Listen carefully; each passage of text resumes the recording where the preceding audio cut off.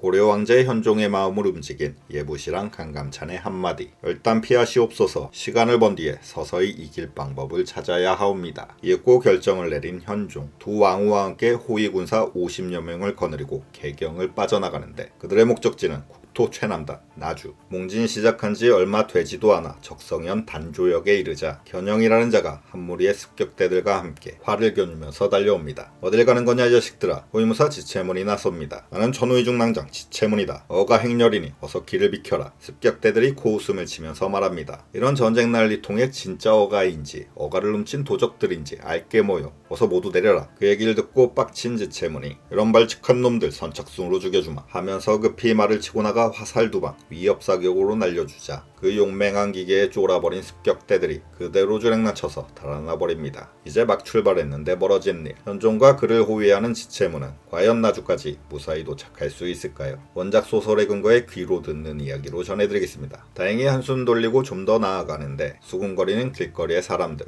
백성들을 버리고 도망가는 왕이라니 쯧쯧쯧. 왕이 살아야 국가가 산다. 신념에 따른 선택이기에 그런 비난쯤은 감수할 수 있었지만 더 큰 문제는 지금의 경기도 양주인 창화연의 한 마을에서 터집니다. 갑자기 고을 향리 한 명이 뛰어오더니 어이없는 질문을 던집니다. 성상께서는 저의 이름과 얼굴을 아십니까? 라면서 듣보잡 깝치는 소리를 하자 현종은 몹시 당황했지만 애써 담대한 척 짐이 아전들의 이름과 얼굴을 어찌 일일이 알겠느냐 라면서 지극히 상식적인 말을 해줍니다. 그러자 그자는 더더욱 삐딱한 말투와 자세로 어떻게 왕이라는 분이 저처럼 능력 있는 관리를 몰라보실 수가 있습니까? 나란 일에 관심이 없으신 거 아닙니까? 지금으로 치면 지방 고위직 한 명이 대통령을 면전에 대놓고 조롱하는 꼴입니다. 당시에는 지방 호족들의 권력이 꽤나 셌던 지방 분권 체제였기 때문에 전쟁통에 나라 망하고 나이 어린 국왕도 함께 망했다고 생각해 대놓고 깔보고 조롱하고 무시한 것이죠. 고려사에서는 이 싸가지 없는 인간을 기록으로 박제시켜 영원히 후세에 알립니다. 험난한 피난길은 이에 그치지 않습니다. 간밤에 잠에서 깨어 일어나 보니 밖이 시끌시끌합니다. 나가보니까 노우라는 사람과 가지 말라는 사람이 싸우고 있습니다. 말리고 있던 사람은 병부시랑 장현우. 그가 현종에게 말합니다. 밤사이에 군사들 절반 이상이 도망갔습니다. 현종은 깊은 한숨 푹 내쉬더니 그냥 두게나 오는 건 스스로 하는 거지 남이 시킨다고 되는 게 아니네 라고 하자 실랑이를 벌이던 군사가 장현우의 손을 패대기치고 빠르게 달아나 버렸죠.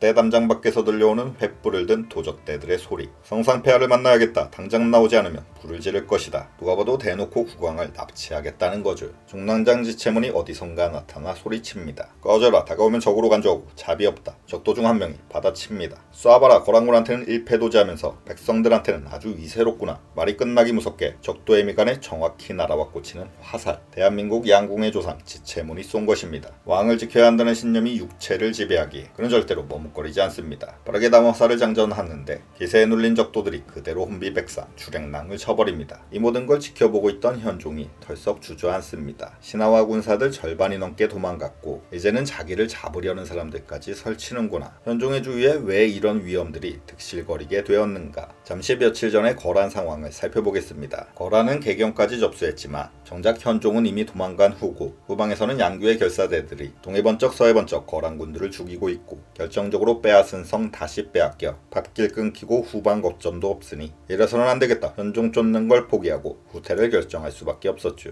유목민족 특성상 다 얼어서 놀고 먹는 12월에서 1월 겨울에만 전쟁을 치를 수 있고 압록강 녹으면 집에도 못 가니 결국엔 퇴각할 수밖에 없었던 겁니다. 용맹하게 후방에서 날고기던 양규와 시간은 우리 편이라던 강감찬의 지략이 절묘하게 맞아떨어진 합작품입니다. 하지만 심술대머리 소배합은 그냥 돌아가기에는 너무 열받아서 회군 전에 한 가지 계책을 씁니다. 고려 포로들 1000여 명을 풀어주면서 다음과 같이 말한 것이죠. 남쪽으로 내려가려라. 고려 국왕을 잡거나 죽이는 자에게는 포상을 할 것이고 반대로 돕는 자가 있다면 구족을 멸할 것이다. 또 국왕을 잡는 자가 만약 원한다면 그를 새로운 국왕으로 책봉할 것이다. 왕 죽이는 사람을 왕시켜주겠다니 이게 뭔 초딩적인 발상인가 싶지만 이 소문은 삽시간에 퍼져나가서 현종의 피난길이 그토록 험난할 수밖에 없었던 겁니다. 물론 이는 기록에는 없는 소설적 설정이지만 충분히 그랬을 법하다는 생각이 듭니다. 다음 침략 대비에 그 사이 고려의 분열을 조장해야 하니 잔머리 쓰고 돌아갔을 가능성이 충분히 있죠. 한편 거란의 퇴각 소식을 알 길이 없는 현종은 나주까지 계속 나아갑니다. 어느 날은 천안을 지나 저 멀리 석파역에서 하룻밤 묵기로 했는데 관료인 유종과 김 김응인이 기다렸다는 듯이 말합니다. 저희가 먼저 가서 필요한 준비들을 해놓겠사옵니다. 그래 가라. 하지만 도착한 석파역에서 그들은 보이지를 않았죠. 짠 겁니다. 왕을 속이고 튄 유종과 김응인 역시 고려사에 영원히 박제됩니다. 어느 날은 안전을 위해 잠시 흩어졌던 왕후들이 도무지 모습을 보이지 않자 지체문이 말합니다. 신이 나가서 왕후 전하들을 찾아보겠습니다. 현종이 말합니다. 그건 좋은 생각이 아니오. 우리 모두 함께 움직입시다. 고려의 왕제지만 이제는 모두가 떠나버려 지치고 지친 어린 현종의 불안한 마음, 그 마음을 대번에 알아챈 지체문이 다음과 같이 말합니다. 만약 신이 성상을 배신하여 언행이 불일치한다면 하늘이 필시 저를 죽일 것이옵니다. 충신 지체문의 배려와 노력은 이뿐만이 아니었습니다. 어느 충남 천안을 지나는데 들판에 물이 지어있는 기러기 떼들이 보입니다. 빠르게 말을 달려나가 거의 기회에 가까운 자세로 기러기 한 마리를 맞춰서 떨어뜨리는 지체문. 감탄하는 현종을 보며 고탕하게 웃으면서 말합니다. 이런 신하가 있는데 어찌 도적 따위를 걱정하시옵니까? 그렇게 현종의 불안한 마음도 조금은 사라져 나주를 향해서 계속 나아가다가 육고 웅진간 넘어 충남 공주에 도착. 그런데 저 멀리 벌판에서 다가오는 어떤 사람이 보입니다. 앞서 뛰어나가는 지체문. 나는 천의중랑장 지체문임. 당신은 누구시오? 나는 공주절도사 김은부요. 성상이 이쪽을 지난다는 소식을 듣고 영접하러 나왔소. 내 인생은 김은부처럼 바로 그 유명한 김은부입니다. 저쪽에 막사를 세워두었습니다. 쉬었다가 시옵소서. 가보니 막사가 4개입니다. 하나는 현종이 묵을 곳, 또 하나는 두 왕후가 묵을 곳, 또 하나는 신료와 관리들의 것, 또 하나는 군사들의 것. 현종은 김은부의 섬세한 배려에 감동하지 않을 수 없었습니다. 끝이 아닙니다. 국군 장병들 천리행군 중에 유진수와 초특급 뷔페 만난 것 같은 감동은 연이어서 계속 밀려옵니다. 현종이 막사에서 쉬고 있는 사이 어떤 여종 3명이 들어오는데 딱 봐도 2명은 20살 남짓, 다른 1명은 더 어린 10대 중반처럼 보였죠. 깨끗한 의복으로 갈아입으옵소서. 그도 남자인지라 뭉진 피로 싹가시는 애교 섞인 그 목소리가 싫지 않은데 다른 군사들을 생각하니 혼자만 옷을 갈아입을 수 없었습니다. 괜찮소. 아직은 입을만 하오. 김은부가 말합니다. 성상 부디 거절하지 말아주십시오. 많이 더럽사옵니다. 뭐하냐 어서 갈아입혀드려라. 예 아버님.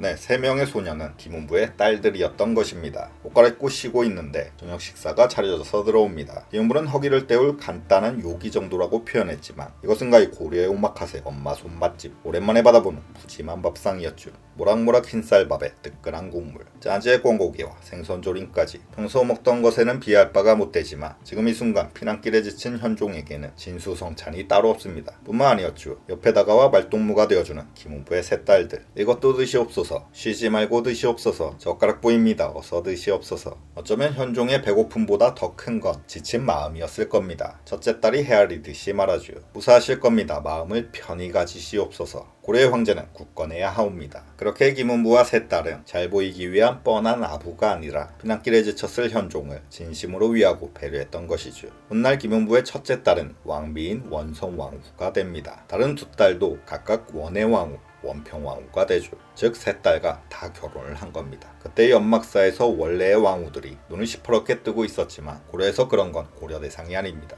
이후 원성왕후와 원해왕후가 낳은 아들이 훗날 고려의 왕인 덕종, 정종, 문종이 되고 김은부 자신은 형부신랑으로 임명되니 야말로 인생 역전 넘어선 가문의 역전이 된 것입니다. 어릴 때 도와준 사람은 절대로 잊지를 못하죠. 제가 지금 구독과 좋아요, 댓글이 너무 필요하니 부디 도와주시면 감사하겠습니다. 그렇게 고마운 김은부와 3딸로 인해서 정신력 풀충전하고 다시 길을 나서서 무사히 나주까지 도착하는데 갑자기 저 앞에서 급히 뛰어오는 2사람, 거란군 중에 들어갔다 나온 통사사인 송균원과 별장 김정렬입니다. 놀라운 소식을 가지고 왔습니다. 거란군은 이미 정월 초하루에 회군을 하였다 하옵니다. 그 말인즉 개경을 탈환하자마자 바로 퇴각을 했다는 것입니다. 이유가 무엇이오? 흥화진과 서경을 함락시키지 못해서 돌아간 것이옵니다. 현종의 얼굴에 큰 웃음꽃이 번지고 모두가 환호성을 지르는데 유독 지체문의 표정이 가장 떨립니다. 온몸의 전율을 애써 억누른 듯한 지체문이 떨리는 목소리로 물었죠. 서경을 지킨 자가 누구요? 어떻게 가능했던 것이요? 정확히는 모르옵니다. 확실한 건 개쫄아서 모두 집에 갔다고 합니다.